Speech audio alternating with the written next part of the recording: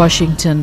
امریکی ایوان نمائندگان میں ریپبلکنز نے عدم اعتماد کے ووٹ کے ذریعے اسپیکر کیون میکارتھی کو عہدے سے ہٹا دیا ہے۔ امریکی تاریخ میں یہ پہلا واقعہ ہے جب نائب صدر کے بعد عہدہ صدارت کے سب سے مستحق رہنما کو عہدے سے ہٹایا گیا ہے۔ امریکہ کی تاریخ میں ایسا پہلی بار ہوا ہے کہ ایوان نے اسپیکر کے خلاف ووٹ دیا۔ میکارتھی کو ایک ایسے وقت میں ان کے عہدے سے ہٹایا گیا ہے جب صدارتی انتخابات میں صرف 1 سال باقی ہے۔ انہیں عہدے سے ہٹانے کی تحریک پیر کی رات ریپبلکن نمائندے میٹ گائٹس نے پیش کی تھی، جو ڈیموکریٹس کے ساتھ ان کے تعاون پر سخت ناراض تھے۔ ان کے خلاف 8 ریپبلکنز نے بھی ووٹ دیے۔ برسلز۔ یورپی یونین کی سلوواکیہ کے ساتھ داخلی سرحد گزشتہ آدھی رات سے ناقابل تسخیر بنا دی گئی ہے۔ باہمی معاہدے میں آسٹریا، جمہوریہ چیک اور پولینڈ نے اپنے پڑوسی ملک کے ساتھ نیا سرحدی کنٹرول متعارف کرایا ہے۔ اس کا پس منظر یورپی یونین میں بے قاعدہ اور غیر قانونی ہجرت میں واضح اضافہ ہے۔ آسٹریا کے وزیر داخلہ گیرہارڈ کارنر نے کہا کہ اس کا مقصد اسمگلنگ مافیا کے کاروبار کو سختی سے روکنا ہے۔ ابتدائی طور پر 10 دن تک سلوواکیہ کے ساتھ سرحد پر رینڈم چیکنگ ہوگی۔ سرحد پار سے آمد و رفت کو جتنا ممکن ہو محدود کیا جا رہا ہے۔ نئی دہلی۔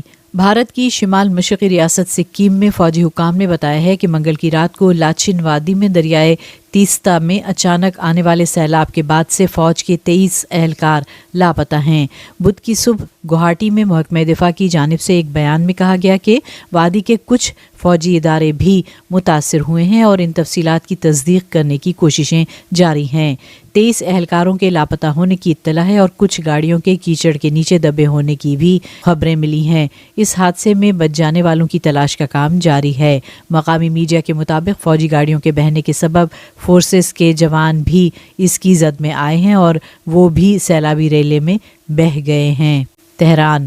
انسانی حقوق کے گروپ کا کہنا ہے کہ ایران کی ایک انڈر گراؤنڈ ٹرین میں سفر کرنے والی 16 سالہ طالبہ اخلاقی پولیس کے تشدد کا نشانہ بننے کے سبب کوما میں چلی گئی ہے۔ چند روز قبل یہ 16 سالہ ایرانی طالبہ زیر زمین ٹرین میں بے ہوش ہو گئی تھی۔ کرد انسانی حقوق کے گروپ ہینگاؤ نے منگل کے روز کہا کہ ارمیتا گاروند کو حجاب پہننے سے انکار کرنے پر ایران کی اخلاقی پولیس کی خاتون افسران نے تشدد کا نشانہ بنایا۔ حکام نے تاہم دعویٰ کیا ہے کہ وہ لو بلڈ پریشر کی وجہ سے بے ہوش ہوئی تھی۔ ہنگاؤ گروپ کے مطابق گاروند پر اتوار کے روز تہران کے شہدا انڈر گراؤنڈ ریلوے اسٹیشن پر حملہ کیا گیا، جس کی وجہ سے اسے متعدد زخم آئے۔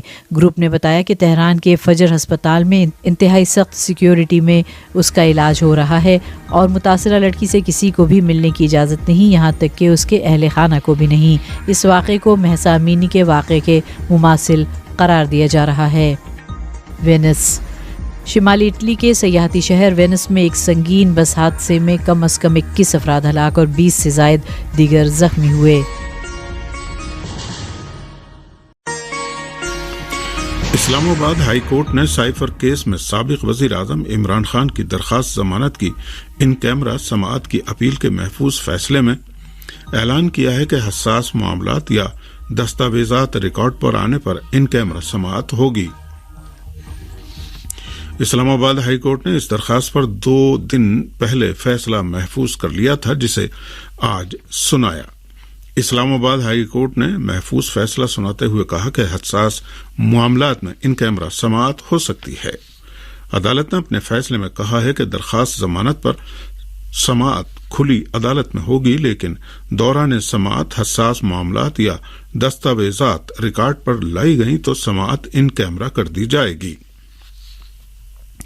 سائفر کیس میں عمران خان کی درخواست ضمانت کی ان کیمرہ سماعت کی استدعا FIA نے کی تھی، جس پر دونوں طرف کے دلائل سننے کے بعد عدالت نے فیصلہ محفوظ کر لیا تھا۔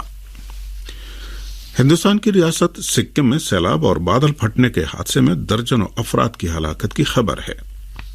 ہندوستانی ذرائع نے بتایا ہے کہ شمالی علاقے سکم میں ایک جھیل کے اوپر اچانک بادل پھٹنے کے حادثے میں درجنوں فوجی جوان لاپتہ ہو گئے ہیں۔ اس رپورٹ کے مطابق بادل پھٹنے کے نتیجے میں وادی لاچن میں بہنے والے دریائے تیستا میں تغیانی سے آس پاس کے علاقے زیر آب چلے گئے اور کئی فوجی مراکز کو نقصان پہنچا ہے۔ इस रिपोर्ट के मुताबिक 23 फौजी जवान लापता हो गए हैं। लापता फौजियों की तलाश का काम शुरू कर दिया गया है। हिंदुस्तान के जेर इंतजाम कश्मीर में लद्दाख खुद मुख्तार पहाड़ी तरक्याती कौंसिल करगिल के इंतखाबात के लिए आज वोटिंग ठीक सुबह 8 बजे शुरू हुई, जो बहुस्नो खूबी जारी रही।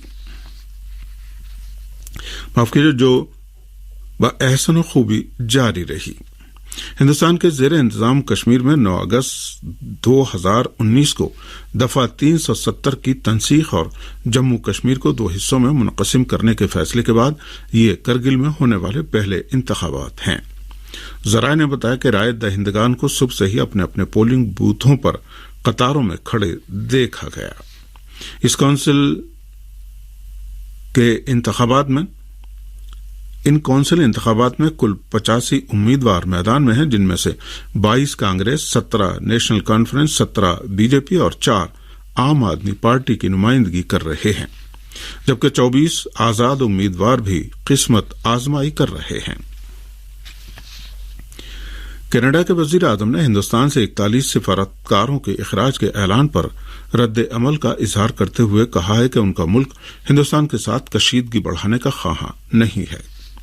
कनाडा के वजीर आजम जस्टिन ट्रूडो ने कहा है कि वो हिंदुस्तान के साथ जारी कशीदगी के दौर में भी तामीरी ताल्लुकात जारी रखने की कोशिश करेंगे। उन्होंने हिंदुस्तान से कनाडा के सिफारतकारों के इखराज के ऐलान पर कनाडा से हिंदुस्तानी सिफारतकारों के इखराज की किसी बात की तरफ कोई इशारा भी नहीं किया। उन्होंने कहा कि दोनों ही मुमालिक ताल्लुकात में आने वाली कशीदगी के मुश्किल दौर से गुजर रहे हैं। ऐसे में जरूरत इस बात की है कि सिफारतकार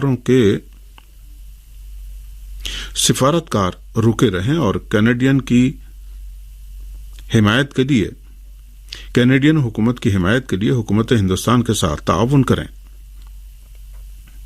हिंदुस्तान और कनाडा के ताल्लुकात उस वक्त कशीदा हो गए थे जब ओटावा की हुकूमत ने ऐलान किया कि खालिस्तान तहरीक के रहनुमा निज्जर के कत्ल में हुकूमत दिल्ली के मुलव्वस होने के सबूत मिले हैं।